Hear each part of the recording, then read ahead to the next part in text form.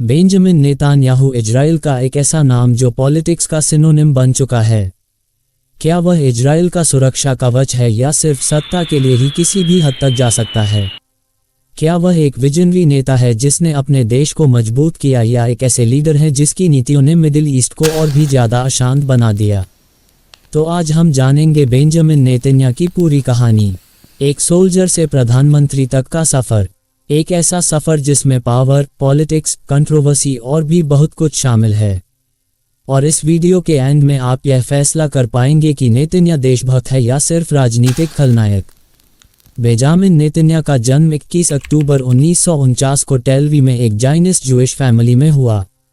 उनके पिता Benz Netanyahu एक हिस्टोरियन थे जो एक कट्टर नेशनलिस्ट विचारधारा रखते थे। यंग बीबी नेतन्याहू का निकनेम था। यह अपनी स्कूलिंग अमेरिका में भी की, फिर IDF Israeli defence forces join की। वहां एलीट कमांडो यूनिट सरत मतकल का हिस्सा बने, जहां उन्होंने कई खतरनाक मिशंस में हिस्सा लिया। उनके बड़े भाई योना नेतन्याहू की मौत 1976 के ऑपरेशन एंटेबे में हो गई थी, जो नेतन्याहू के लिए एक टर्निंग पॉइंट था। नेतन्याहू ने हार्वर्ड और MIT जैसे इंस्टीट्यूशंस में पढ़ाई की, जहां इकोनॉमिक्स, मैनेजमेंट, डिप्लोमेसी पढ़ने के बाद धीरे धीरे वह पॉलिटिक्स में एंटर हुए। 1980 के अंत में नेतन्याहू ने पॉलिटिक्स में कदम रखा।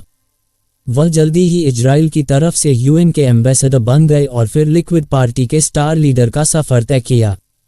1996 में सिर्फ 46 साल की उम्र में वह पहली बार इजराइल के प्राइम मिनिस्टर बने, जो इजराइल के सबसे यंग PM थे। उनका अंदाज शुरू से ही बिल्कुल अलग था। स्ट्रांग स्पीचेस, डायरेक्ट अप्रोच और टेररिज्म के खिलाफ जीरो टॉलरेंस पॉलिसी। नेतन्याहू ने कभी भी पैलेस्टाइन के साथ सॉफ्ट स्टंस नहीं लिया। वो हमेशा कहते रहे सिक्योरिटी पर कॉम्प्रोमाइज नहीं होगा। 1998 में उन्होंने वाई रिवर मेमोरेंडम साइन किया, लेकिन पीस टॉक्स कभी ज़्यादा दूर नहीं जा पाए। उनके क्रिटिक्स कहते हैं नेतन्याहू पीस नहीं पावर के लिए पॉलिटिक्स करते हैं। उनकी स्ट्रैटेजी है डर फैलाओ और खुद को प्रोटेक्टर बनाकर पेश करो।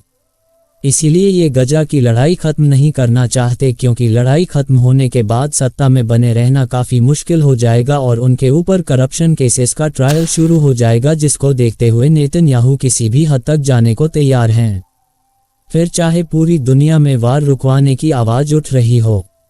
लेकिन ये तो लड़ाई के और नए नए मोर्चे खोलते जा रहे हैं।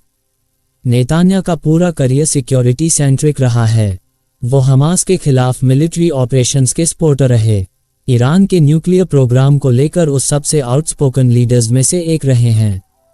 उन्होंने बार बार UN में खड़े होकर कहा, ईरान को रोकना होगा वरना पूरा मिडिल ईस्ट जल जाएगा।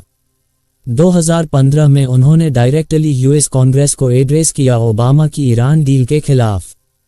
ये सटेप डिप्लोमेटिक नॉर्म्स के खिलाफ था, लेकिन नेतन्याहू का स्टाइल ही यही है, अग्रेसिव और अनप्रेडिक्टेबल। तभी इन्होंने ऑपरेशन राइजिंग लाइन के नाम से 13 जून को ईरान पर सरप्राइज अटैक करके दुनिया को चौंका दिया।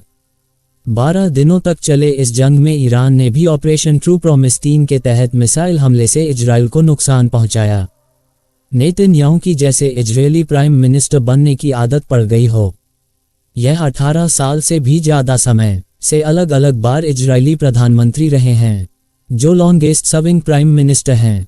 उन्होंने मल्टीपल बार PM की कुर्सी छोड़ी, फिर वापसी की, फिर छोड़ी, फिर come back. Political scandals, corruption cases और ऑपोजिशन अलायंसेस, इन सब के बावजूद उनका पॉलिटिकल जादू नहीं रुका। नेतन्याहू पर करप्शन, ब्राइबरी और फ्रॉड के चार्जेस लगे हैं। 2020 के बाद उनके खिलाफ ट्रायल भी चला, लेकिन उन्होंने हर बार खुद को मीडिया विक्टिम बताया। उनका कहना था ये सब एक पॉलिटिकल विच हंट है और मुझे बदनाम करने की साजिश है। फिर भी उन्होंने 2022 में एक और बार वापसी की और फिर बन गए PM। इसके बाद तो इन्हीं सब को देखते हुए नेतन्याहू एक ऐसा बिल लेकर आना चाहते थे जिससे सुप्रीम कोर्ट का पावर और कम हो जाए, ताकि उनके ऊपर जो ढेर सारे केसेस चल रहे हैं उससे बच सकें और सत्ता में बने रहें। इसीलिए ऑपोजिशन कहता है ये डेमोक्रेसी के नाम पर डिक्टेटरशिप चला रहे हैं। बेंजामिन नेतन्याहू की लेगेसी बहुत ही कॉम्प्लेक्स है। एक तरफ वो हैं जो कहते हैं उन्होंने इजराइल को सिक्योर बनाया, इकोनॉमिक ग्रोथ दी और रीजनल थ्रेट से लड़ाई लड़ी।